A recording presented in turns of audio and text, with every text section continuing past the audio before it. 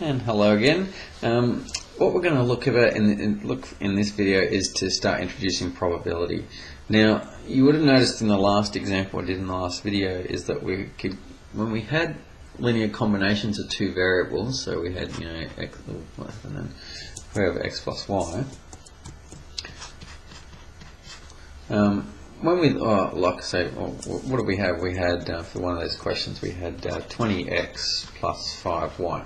So that was my linear combination for the total time in exam 2. And we could calculate expected values of that, and we could calculate variance. So that's all good, but we can't calculate probabilities of different things, like say what's the probability that she will finish the exam in time. In other words, what's the probability that the time that Kim took for the exam 2 will be less than 120 minutes. What's the probability of that happening? We cannot do that. We don't have the ability to calculate probabilities. All we can do currently is to do expected values and variances. And so I'm going to show you a theorem now that allows you to calculate probabilities. We need to know what the distribution is. The distribution will allow us to calculate a probability. And so I guess the theorem states this. So if x is normal,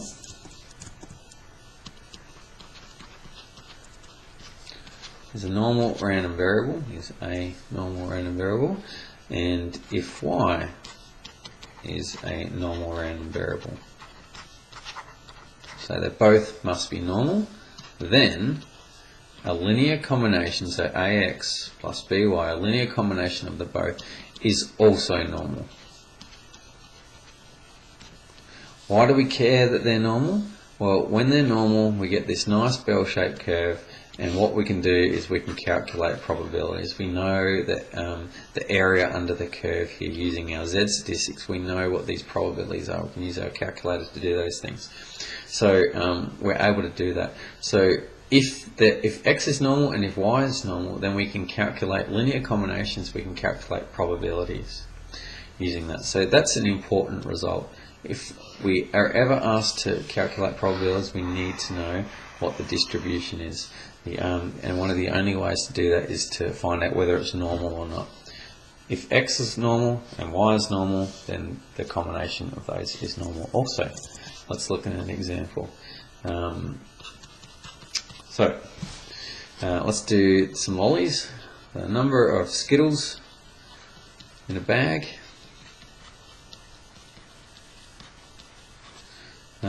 has mean 31 and variance of, what did I say, 2. Okay, and the number of, I chose Maltesers, hope you like Maltesers. If not, insert your own. Lolly there has mean, what did I say, 16 with variance of 1. Okay, so this is the number of Skittles that we'd expect to be in a bag and the number of Maltesers we'd expect to bag. Sorry, I'll just insert here, let's call that variable x and this variable y. So I'll say if x and y are normally distributed, so we need to know this so that we can calculate, find the probability, I'm just going to find the probability that you would get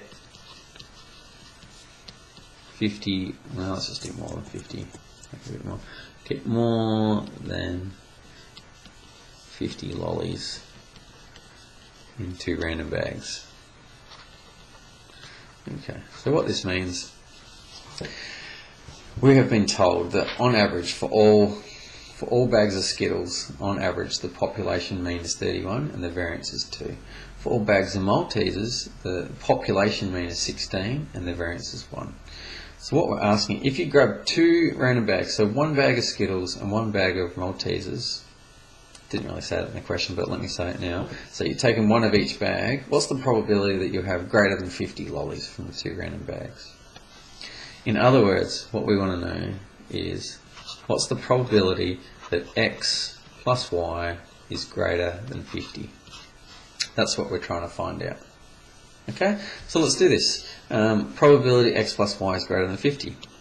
From math methods, you know that the probability of anything, the only way that you can find out probabilities is to change it to the standardized distribution z. So we want the distribution z, and that's going to be greater than 50. Now, minus, we need to subtract the expected value from here, and this is the expected value of x plus y, over the standard deviation of x plus y. So that's how we change from a normal statistic into the z statistic. We need to change to that. So it's always whatever the value is that you are trying to calculate minus the expected value over the standard deviation. Okay, now these two things we don't know. We don't know the expected value of x plus y. We don't know the standard deviation of x plus y. So we need to find them out. So expected value of x plus y is equal to, bring a out the front. A is just 1, so it just comes out. So it's just e of x plus e of y. Nice and simple. Expected value of x is 31. Expected value of y is 16. So expected value is 47. Good. Variance of x plus y. Variance of x plus y is equal to the variance of x. So a has come out the front as a squared, but it's just 1, so it just does nothing, plus the variance of y. Now, the variance of x is 2. The variance of y is 1, so that's just equal to 3. Beautiful. We're almost there. That's variance. Therefore, the standard deviation of x plus y is equal to the square root of 3. Because remember, variance is standard deviation squared. Okay, that gives us all we need to know. Therefore, probability of x plus y greater than 50 equals probability. I could have done this first, I just wanted to show you what I needed to know.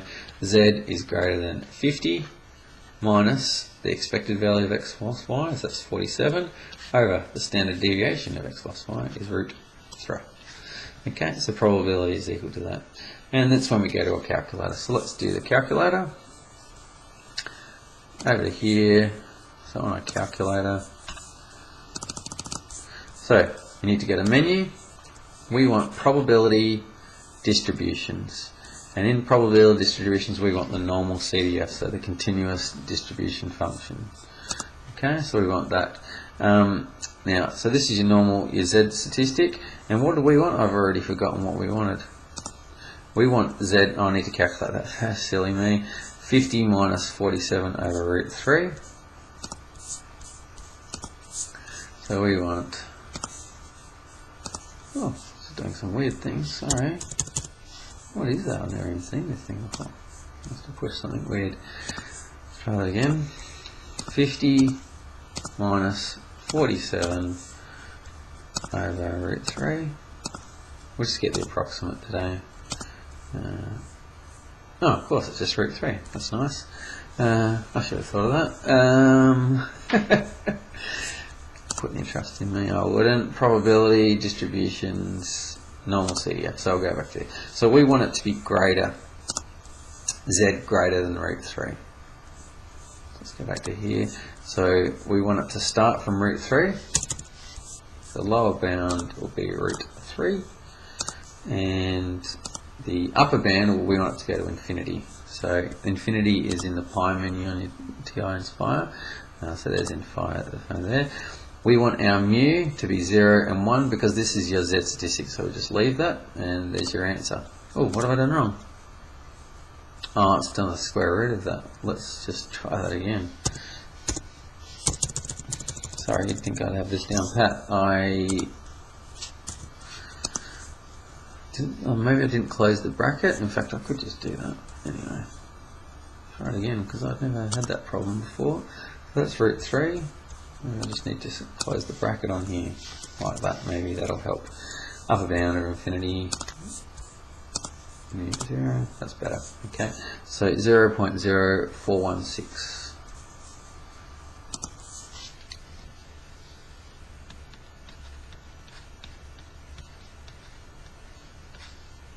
0.0416. That's the probability, which is, 4.2%. 4.2% chance of getting greater than 50 lollies inside your bag. So that's how it works. So just to calculate those, use your Z statistic, which has a mean of 0 and a standard deviation of 1, and calculate your expected value of the linear combination, your variance of the linear combination, change that to standard deviation, and calculate your probability. See you in the next video.